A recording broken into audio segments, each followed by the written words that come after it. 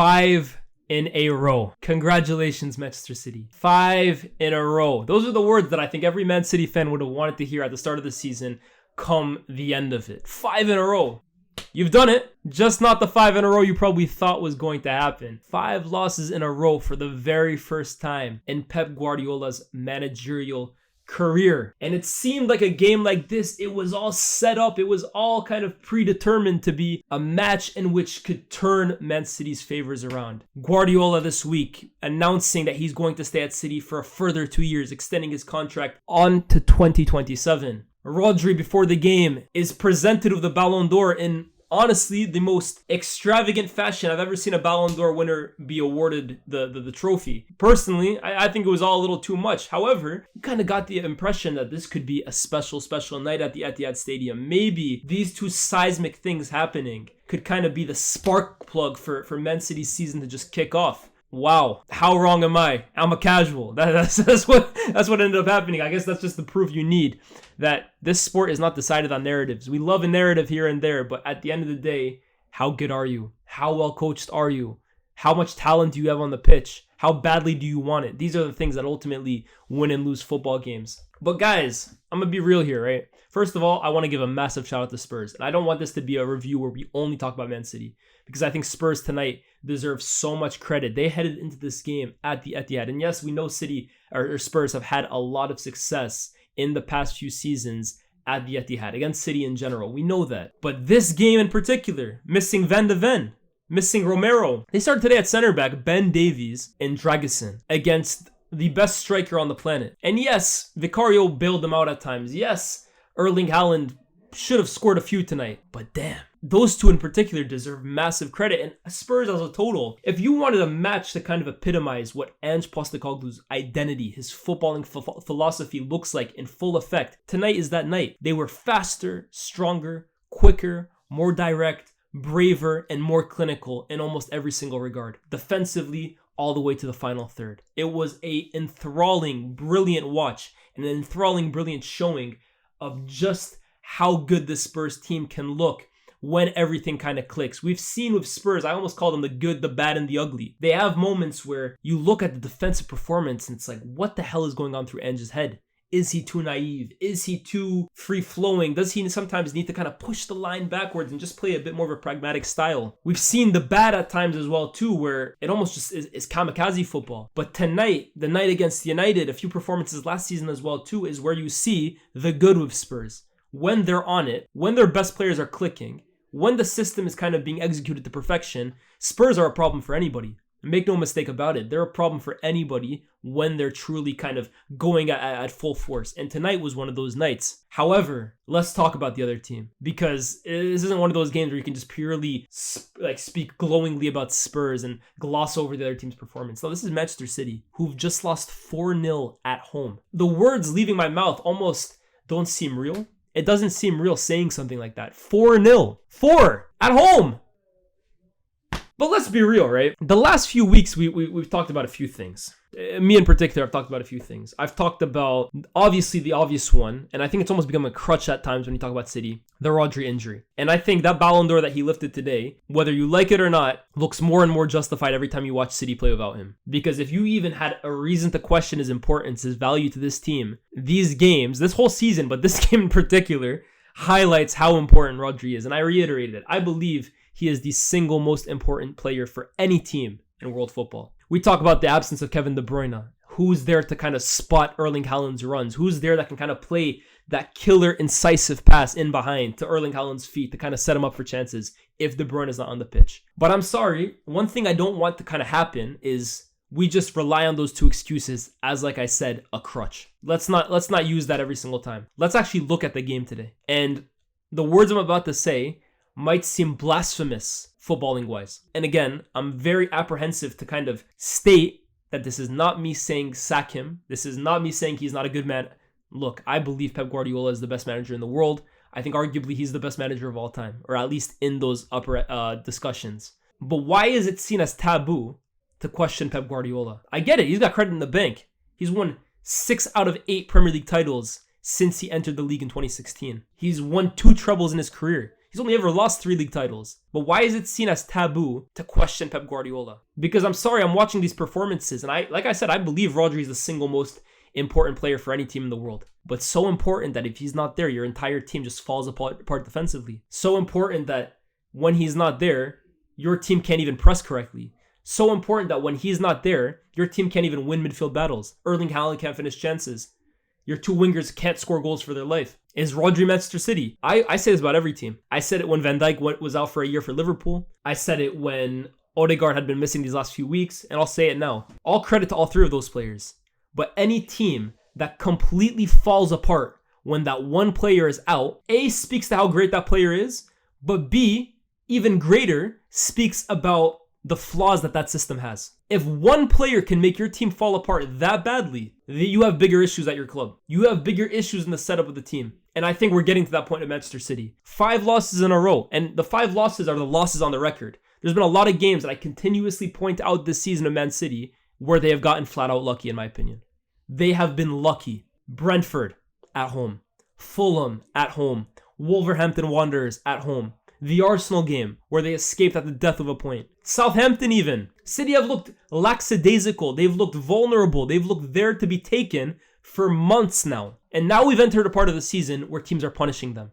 They're smelling blood, and they're no longer missing the opportunity like other teams were. And I'm sorry, as brilliant as he is, as all-encompassing as he is, as influential as he is, and as great all-time as I think he is, all of that can be true while still stating, I think we have to look at Pep Guardiola at some point. Because if you are what all of us believe, and again, I'm not trying to say he isn't. I believe he is. Let's hold him to that standard. This is your team. Granted, we all talk about City in the windows, last few windows, they haven't strengthened accordingly. But the team that you got right now is not bad enough, or it should not be bad enough to be losing 5 games in a row. I look at United last year, I look at Chelsea last year, Newcastle last year, they all suffered mad injuries. We blame the managers. Why is it that when Rodri goes down and City completely fall apart, Pep is all of a sudden seen as faultless? And Pep, by the way, is a perfectionist. Pep, by the way, is a guy that even when he's at the top, demands, strives, obsesses over perfection. He'll be looking at himself after these results. Don't get it twisted. Even if you guys don't want to, even if you guys think Pep is too high a power to question, he himself will be questioning his managerial performances these last few games. And I think rightfully so. The ease in which they were picked apart in midfield today, speaks widely to the midfield composition of this team the last few years. Old, slow, unathletic men in that midfield. Bernardo Silva, one of my favorite players of the last decade, I love Bernardo Silva, is a shadow of his former self. İlkay Gündoğan, with every passing game, the decision to bring him back to the club appears more and more puzzling. This is a guy, again, who looks years past his best. Mateo Kovacic is absent today. He's been one of City's better players this year, but again, that probably speaks more to how bad the rest of them have been. If Kovacic is your best performing midfield, you probably have problems, man. You probably do have problems. Rico Lewis, I like Rico Lewis. I think he's a talented kid, but I think he's proving as well too that, look, he can be a squad player in a great team, but a constant in the side week in, week out. Is he strong enough? Is he big enough? Is he influential enough on proceedings? I think he's a nice player to have in around the team, but is he ready right now to be one of the guys in the City team that week in, week out, you see his name on the team sheet? I think this season has kind of opened up a box of question marks around that. That midfield today has been absolutely overrun by Bissouma, by Pape Sarr. Absolutely overrun. The ease in which Kulusevski and James Maddison found the ball between the lines of midfield and defense and picked apart that City back line is staggering. The way Spurs pressed from the front on numerous occasions, one of them in particular even causing a goal when City were trying to build out from the back. City were amateur in build-up today. And these are all things that I'm saying right now that I usually say about Man United. Everything I'm saying right now is a reflection of the injuries that United typically tends to suffer. Today it's City. And I'm sorry. Look, we can talk about the squad composition. We can talk about Chiqui's involvement in the transfer window. We can talk about the players missing. We can talk about the players there. But Pep's got to hold a bit of the blame here too, man. What are you doing to kind of amend the situation? 5 losses in a row. At some point, you got to look at the manager. I think one change he tried making today was pushing Kyle Walker and pushing Guardiola a little higher. But I think that change backfired on them. I think Spurs found so much success in behind. How many times were Spurs breaking and it was 3v2, 4v2, 5v3, 5v2, 2v1? Numerous times. That's the worst game I've seen Josko Gvardiol play today. I've been a huge fan of Josko Gvardiol. this whole season. I've actually said for me, he's the one City defender that most games leaves with his head held high from a defensive standpoint. Today he was awful. And the rest of them weren't much better. Whether it was Akanji, who played one of the worst games I've seen him play for City. One of the worst. John Stones, again, poor. Kyle Walker, again, extremely poor. Defensively, City are an absolute shambles. And you look at the success of the second iteration of the Pep City team. I'm not talking about the company, Aguero, Sterling, Sané, David Silva team, Fernandinho. I'm talking about this new beast that he's made en route to 4 in a row. The Diaz, the Rodri, the Haaland, the Grealish, the De Bruyne, you know what I'm talking about. This team post 2020, let's say. It's a team that will score goals for fun, can keep the ball, but let's be real. They have been known, in my opinion, for how brutally efficient they are defensively. They can compete physically with the best teams. Not this current iteration. I'm looking at a small, slow, weak, pedestrian Manchester City that today, in my opinion, Spurs have absolutely picked apart. It's damning. And this is one of those games where you look at it and say, damn, City right now really need a fixture that they can kind of just bounce back from. I'm talking like a Leicester at home, or I don't know, an Ipswich at home, or a West Ham at home. Who do you think they have next in the league?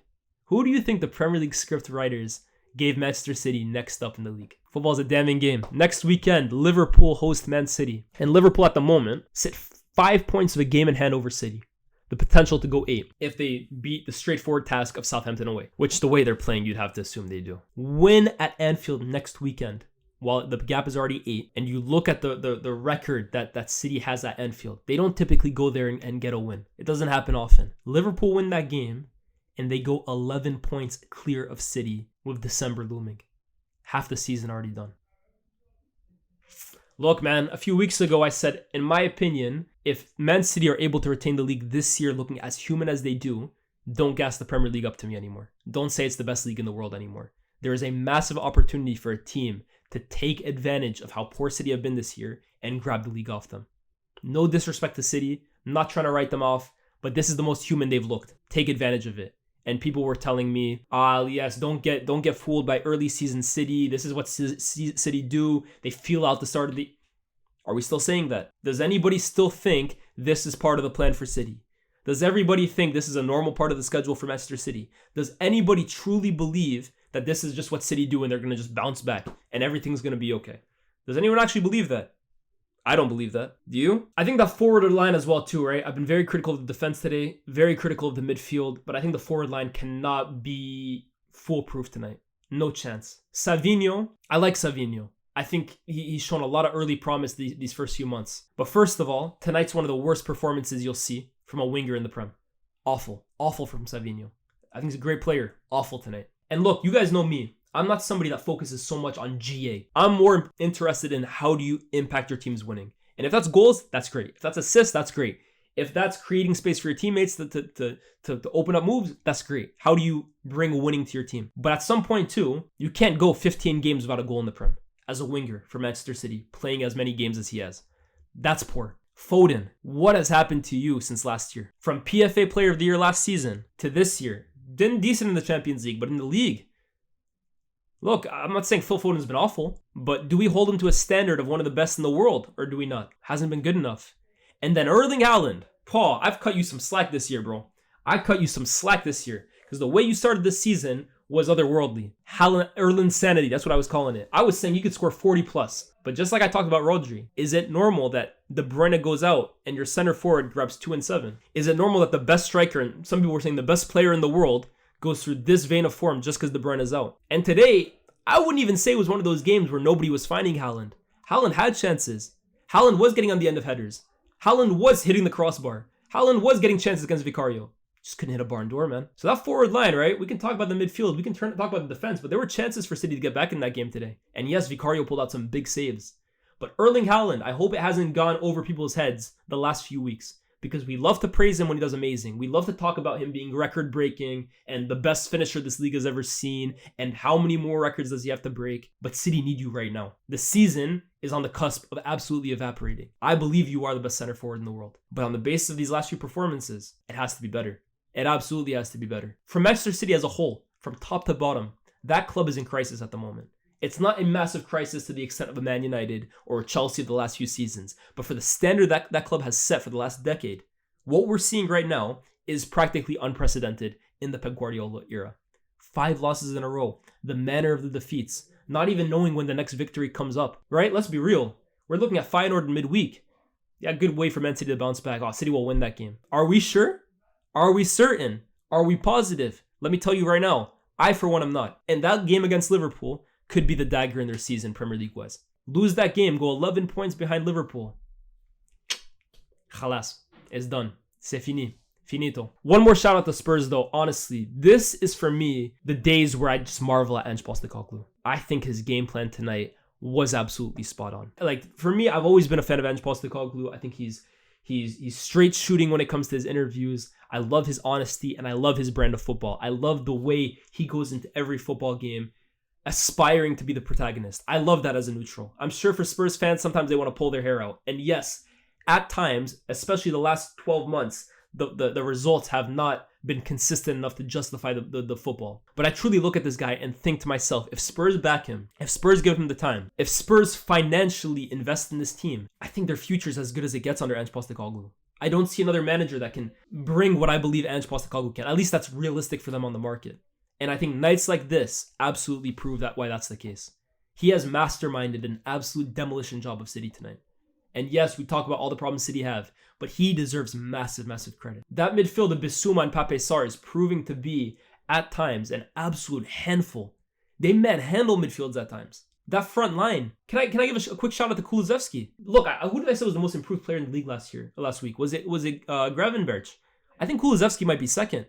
I think Kulusevski after Gravenberch might be the most improved player in the Prem. And I think a huge part of that reason has to go to Ange Postecoglou, who has masterminded this transition into more of a central number 10 kind of player. Kulusevski in the big games this season, in the last 12 months again, I'd say, has been brilliant. Creating chances, evading tackles, weaving past players, scoring goals. He's looked brilliant. James Maddison is looking back to his best. I'm a big fan of what Ange Postecoglou is doing at Spurs. I think nights like that absolutely validate the reason why that's the case. It's a very, very tight league this year. At the top, especially so. Spurs now, sit 3 points behind City. No, sorry. They sit 4 points behind City. 3 behind Arsenal. 3 behind Chelsea. Level on points with Forest. 4 ahead of Man United. The league is tight from nearly top to bottom. But at the very top, I'm sorry, Liverpool. Win tomorrow against Southampton. And this league is starting to look like a formality, in my opinion. It's starting to look like a formality. Manchester City, your time is ticking.